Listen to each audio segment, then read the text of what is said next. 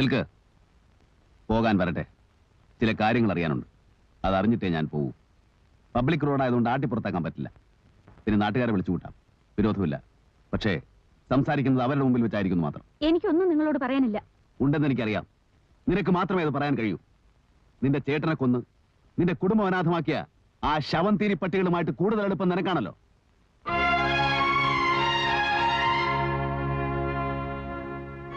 ഒഴിഞ്ഞു മാറാൻ ഇനി ഞാൻ സമ്മതിക്കില്ല. ജനങ്ങളെയും സർക്കാരിനെയും ഒരുപോലെ വഞ്ചിക്കുന്ന ആ കള്ളപ്പണക്കാരുമായിട്ട് നിനക്കെന്താണ് ബന്ധം? മയക്കുമരുന്ന് കച്ചവടം മുതൽ പെൺവാടിപ്പം വരെ നടക്കുന്ന അവരുടെ ഗസ്റ്റ് ഹൗസുകളിൽ നിനക്കെന്താണ് ജോലി? Are you a prostitute or their പിംപ്?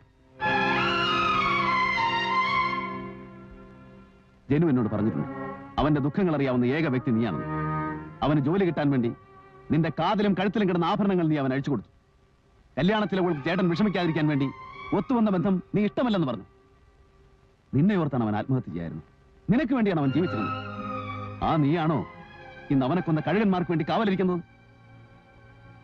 എനിക്ക് അവനൊരു സുഹൃത്ത് മാത്രമാണ്. പക്ഷേ രക്തബന്ധമുള്ള നിന്നേക്കാൾ ബന്ധം എനിക്ക് അവനോടുണ്ട്. അറിയാം, എല്ലാം എനിക്കറിയാം. മരണത്തിൽ നിന്ന് എന്റെ ചേട്ടനെ രക്ഷപ്പെടുത്തിയത് നിങ്ങളാണെന്ന് എനിക്കറിയാം. ചെയ്യാത്ത കൊലപാതകം സ്വയം ഏറ്റെടുത്ത് ചേട്ടന് വേണ്ടി ജയിൽ ശിക്ഷ അനുഭവിക്കുന്ന ആളാണെന്നും എനിക്കറിയാം.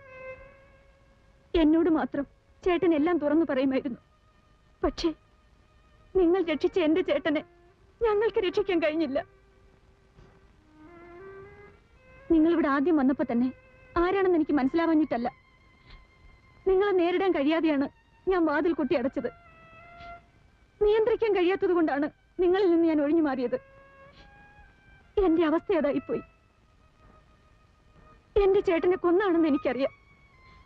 ആത്മഹത്യ ചെയ്യാനുള്ള ശ്രമത്തിൽ നിന്ന് രക്ഷപ്പെട്ടെത്തിയ അന്ന് തന്നെ ചേട്ടൻ എനിക്ക് വാക്ക് തന്നിരുന്നു, ഇനി അങ്ങനെ ഒരു അബദ്ധം കാണിക്കില്ലെന്ന്. ഞങ്ങളുടെ കൺമുമ്പിൽ വെച്ചാണ് അവരന്ന് ചേട്ടനെ വിളിച്ചിറക്കിക്കൊണ്ടു പോയത്.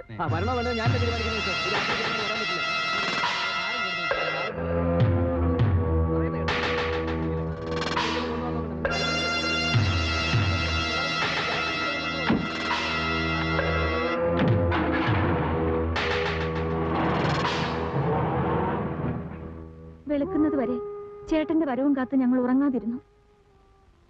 രാവിലെ ആരോ വന്നു പറഞ്ഞു ചേട്ടൻ ട്രെയിനിന്റെ മുമ്പിൽ ചാടി ആത്മഹത്യ ചെയ്തെന്ന്. പിറ്റേന്ന് തന്നെ ഞങ്ങൾ പോലീസിൽ പരാതി കൊടുത്തു. അന്ന് വൈകുന്നേരം അന്വേഷണത്തിനായി പോലീസ് വീട്ടിൽ വന്നു.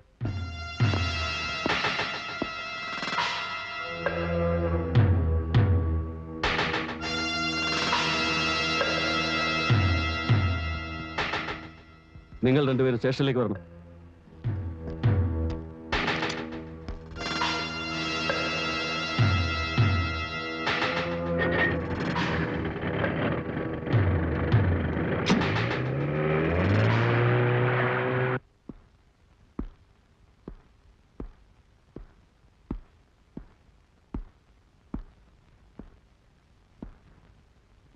മകന്റെ മരണത്തെപ്പറ്റി പരാതി ഉണ്ടല്ലേ? എന്തിനാ പരാതിയൊക്കെ ഇൻസ്പെക്ടർമാരോട് പറയാൻ പോന്നേ? ഇദ്ദേഹം പോലീസ് സൂപ്രണ്ടിന്റെ മകനാ. മന്ത്രിയുടെ അളിയനുണ്ട്, സർക്കിളുണ്ട്. അന്വേഷണം ഉയർന്ന നിലയിൽ തന്നെ ആകാം. സ്റ്റേഷനിലേക്കാണെന്ന് പറഞ്ഞു കൊണ്ടുവന്നിട്ട് ഇതും ഒരു നിലയ്ക്ക് സ്റ്റേഷൻ തന്നെയാ. പല നിയമങ്ങളും പരിപാലിക്കപ്പെടുന്നത് ഇവിടെ വെച്ചാ. നമുക്ക് പോകാൻ പോലെ. എങ്ങോട്ട്? കാര്യങ്ങൾ തീരുമാനിച്ചിട്ടേ നമ്മൾ ഇവിടുന്ന് പോകുന്നുള്ളൂ. പട്ടികളെ, എനിക്ക് ജീവനുണ്ടെങ്കിൽ എന്റെ മകനെ കുത്തുമാരെ ഞാൻ വെറുതെ കൂടിയില്ല.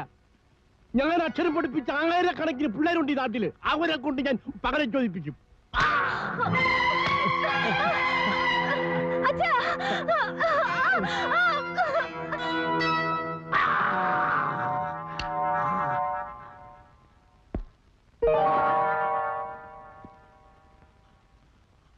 നിങ്ങളുടെ മകന്റെ മരണത്തിൽ നിങ്ങൾക്ക് പരാതിയില്ല, ഉണ്ടോ? ഇല്ല.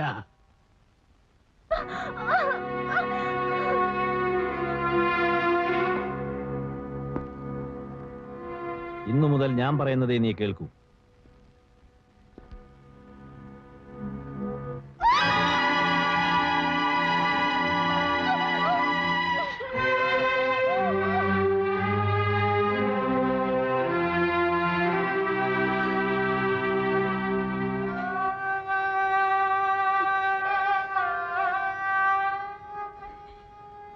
ജീവിതകാലം മുഴുവൻ അവരുടെ അവരുടെ അടിമയാവാതെ നിവർത്തിയില്ലെന്ന് വന്നു.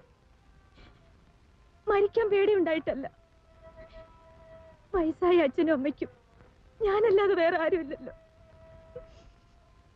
കരയാതി. ആരും സഹായത്തിനില്ലെന്നോർത്ത് വിഷമിക്കരുത്. ജനുവിന്റെ സ്ഥാനത്ത് ഞാനുണ്ടാവും.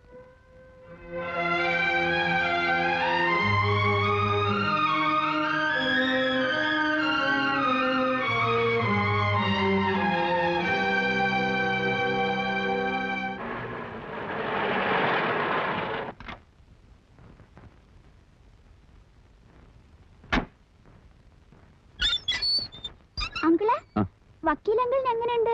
എന്തേ? അങ്കിളിന് അടി കിട്ടിയോ? അടിയോ? അപ്പൊ അങ്കിൾ അറിഞ്ഞില്ലേ? വക്കീൽ അങ്കിളിനെ ആരോ അടിച്ചു. ആശുപത്രിയിലാന്ന് ഫോൺ വന്നു. അപ്പൊ മുത്തശ്ശിയും അമ്മാവനും അങ്ങോട്ട് പോയിരിക്കാം.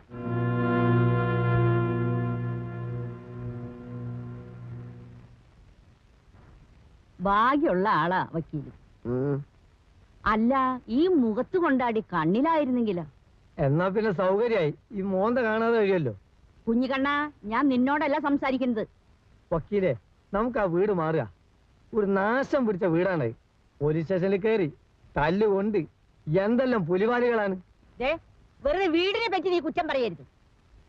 ഒരു കൊലപ്പുള്ളി വീട്ടിൽ കൊണ്ടുവന്ന് താമസിപ്പിച്ചാൽ ഞാനാ ഉത്തരവാദി. ഓ, നീ എനിക്കൊരു ഉപകാരം ചെയ്യോ? എന്താന്ന് പറഞ്ഞാൽ മതി. അതിനാണ് ഞാൻ ഇവിടെ നിൽക്കുന്നത്. ആ പേഴ്സിനകത്ത് പൈസ ഇരിപ്പുണ്ട്. ആ, ഒരു ഓട്ടോറിക്ഷ വിളിച്ച് ആ, ഇവരെ എത്രയും പെട്ടെന്ന് ഇവിടുന്ന് കയറ്റി അയക്കുക. വളരെ നല്ലേ. കൂടെ നീയും കയറി പോയിക്കോ. ഏ? കൂടെ നീയും കയറി പോയിക്കോന്ന് ബ്ലഡി ഫൂൾ.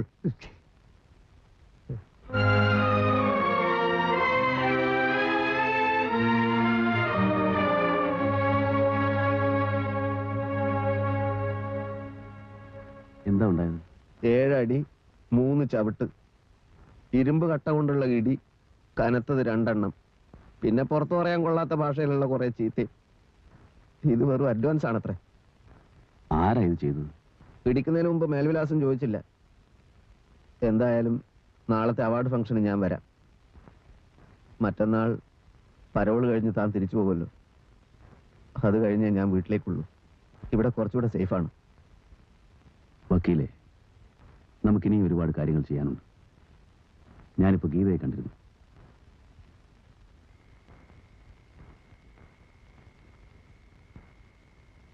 അച്ഛന് നല്ല സുഖമില്ല. ഞാൻ നാളെ വരാമെന്ന് പറയും. കയറൂ.